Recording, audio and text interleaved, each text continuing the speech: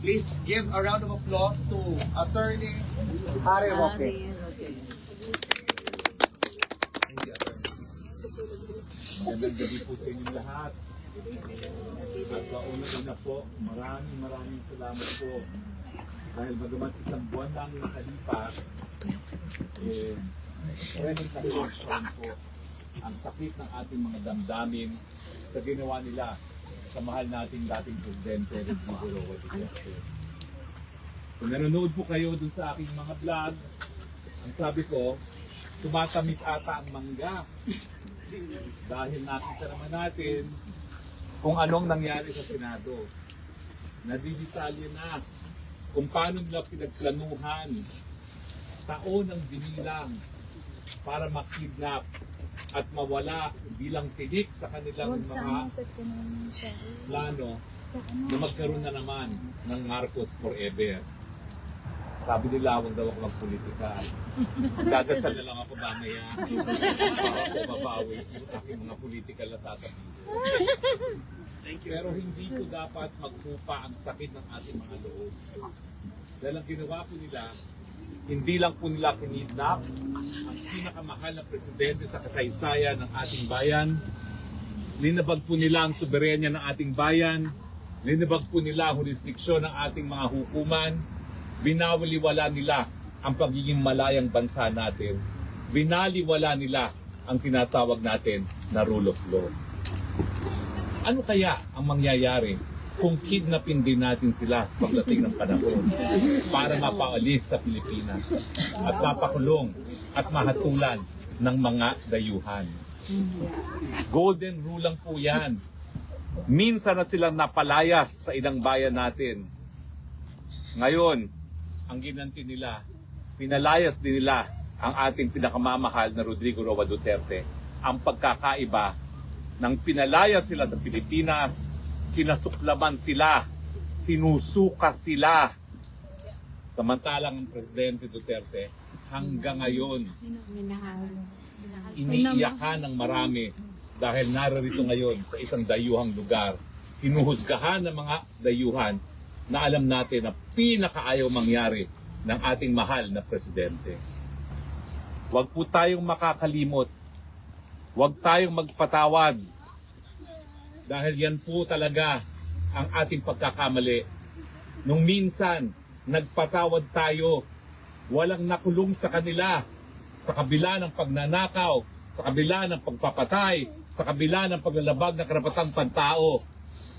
Ang nangyari, dahil tayo ay nagpatawad, umulit ang kasaysayan, mas mabangis pa. Dahil alam nyo naman po na ngayon, sa ilalim ng administrasyon ng Marcos Jr., pinakamatinding kahirapan sa Pilipinas. Lantaran ang kriminalidad. Nawala ang kapayapaan sa ating mga komunidad. Lumakas ang mga terorista, ang komunista, ang CPP, NPA. Kapit-bisig pa ngayon ng Kongreso. Nawala ang ating kalayaan ng malayang pananalita. Kinukulong ang mga vloggers. At kinukontempt ang mga gaya ni Harry Roque. Sabi nila, ako daw ay magpapabagsak ng gobyerno. Umanhin niyo po. Dahil kung kaya ko lang gawin yan, ginawa ko na po yan. Dahil hindi na po natin maatim ang paghihirap ng sambayanan sa ilalim ng Marcos Jr. Patuwarin niyo po ako na hindi ko nagawa ng pabagsakin ng gobyernong yan. Dahil ako po'y nag-iisa lamang, walang armas, ordinaryong mamamayan. Pero darating po ang panahon, magsasama-sama muli ang mga Pilipino. Iparirinig ang boses sa buong mundo. Isusuka na naman ang hindi marunong magsilbi sa inang bayan. Ang tanong ko, kayo dyan sa Pilipinas, hanggang kailan kayo mag-aantay? Hanggang kailan kayo magpapasensya? Hanggang kailan kayo magbibingi-bingihan? Hanggang kailan kayo magbubulag-bulagan? Nasaan ang hukbong sandatahan? Nasa saligang batas, kayo ang protektor. Hindi pa ba kinakailangan ng proteksyon ng taong bayan ngayon? Ang Presidente Duterte na inako ang lahat ng binibintang sa kasundaluhan. Dahilan kuya kung bakit siya ngayon nakakulong. Pinakulong sa dayuhang bayan. Hindi ba kinakailangan ni Presidente Duterte ng inyong mga proteksyon, mga kasundaluhan at kapulisan? Hanggang kailan tayo mananahimik? Hanggang wala ng Pilipinas? Wala ng pera. Ang nagbubuhay na lang po sa Pilipinas, kayong mga OFW, dahil sa inyong mga padala, sa inyong mga mahal sa buhay. Wala na pong industriya. Ang yumayaman, mga cronies na lang ni Marcos Jr. Tama. Hanggang Galat yung kailan drugs. tayo mananahimik? Ngayon na. Dapat magka-unity. Kaya nga po ang aking Magkaisa. pag-uusap, kayong mga naririto sa Europa, bukas po ang inyong mga mata kung anong dapat na ginagawa ng gobyerno. Dito po sa Europa, libre ang gamot, libre ang paggamot. Sinulong na po natin ang batas na yan dahil yan ay naranasan ko na nung ako ay estudyante sa Inglaterra. Anong ginawa nila? Kinukurakot po nila ang salapi na nakalaan para sa mahihirap na kababayan natin. Sinulong po natin ang batas yan dahil nais nating maramdaman kung ano ang karanasan dito mga Pilipino sa Europe na walang namamatay dahil lamang sa kahirapan. Anong ginawa nila? Linamon nila ang salapi na nakalaan para sa kalusugan ng ating mga kababayan. Muli, hanggang kailan tayo magtsatsaga? Hanggang kailan tayo mananahimik? Ngayon na. Mag-aantay pa ba tayo ng marami pang digong ang kanilang ipapakidnap at ipakukulong sa mga dayuhang lugar? Kailan tayo magkakaisa? At yan po ang pakiusap ko sa inyong mga Pilipino naririto. Kayo ang dapat magdala ng mabuting balita na posible na ang gobyerno manilbihan sa taong bayan, na posible ang buwis na galing sa ating pawis at sa hirap po pwede magbigay ng libreng gamot at paggamot, libreng edukasyon at hindi napupunta sa mga bulsa ng mga kurakot ng mga buhaya. Kanina lang po, may hinatid ako sa airport ng aking pinsan. Meron daw congressman namimili ng 2 bahay sa Vancouver dahil ang dami raw perang binigay ni Tambaluslos kapalit ng impeachment ni VP Sara. Kayong mga congressman, wala na ba kayong mga konsyensya? Paano nyo pinapakain sa inyong mga anak ang salapi na galing sa nakaw? Ngayon na, mababain si BBM. Paano nyo nasisipmura na ang nakalaan para sa pinakamahirap, pinambibili nyo ng bahay sa Vancouver? Wala na talaga silang mga hiya. Again, ang tanong, Pilipino, hanggang kailan kayo mananahimik? Ngayon na pumili. Tama po na lahat tayo aktibo sa social media.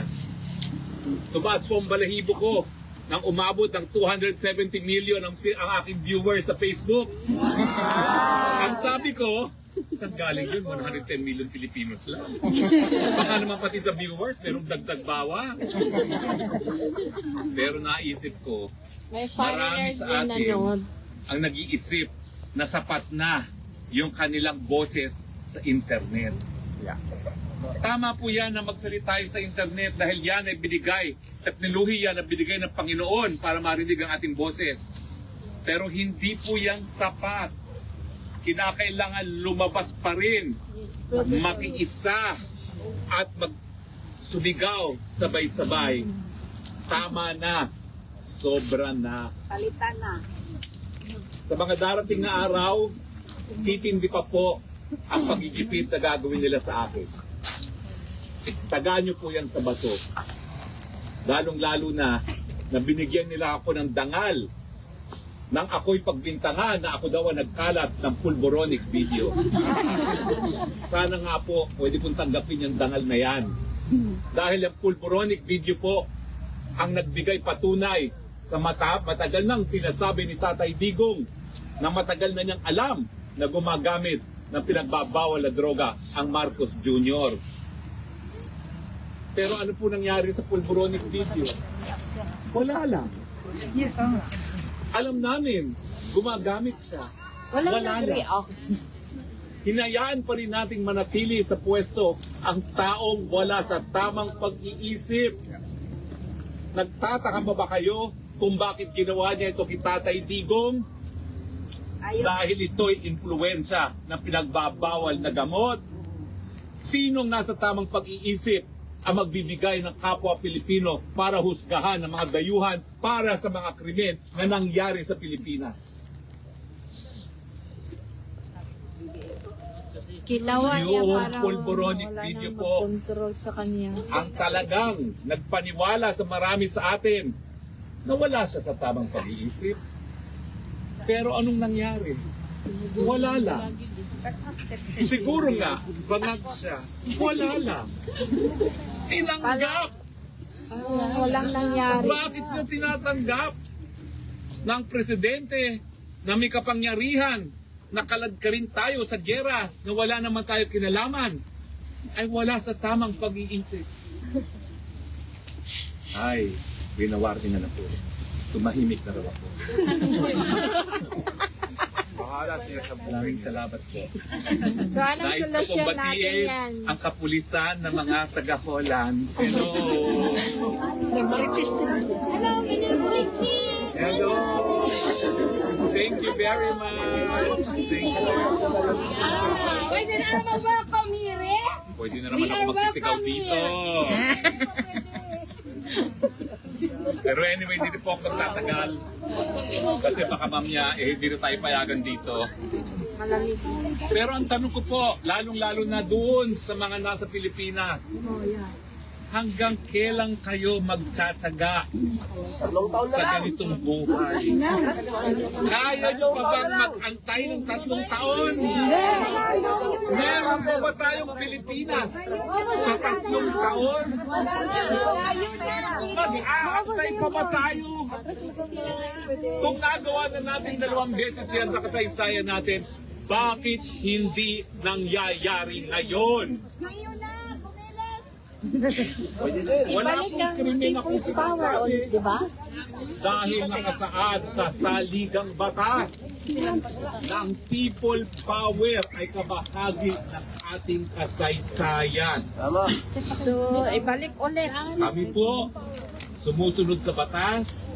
Ang nais po namin, mapapayapang paraan, bagat alaman po namin na ang sagot ng gobyerno hindi na po dinadaan sa mapapayapang paraan.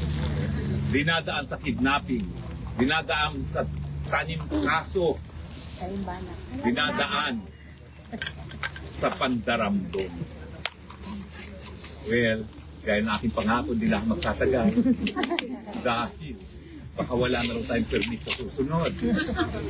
Pero maraming salamat po.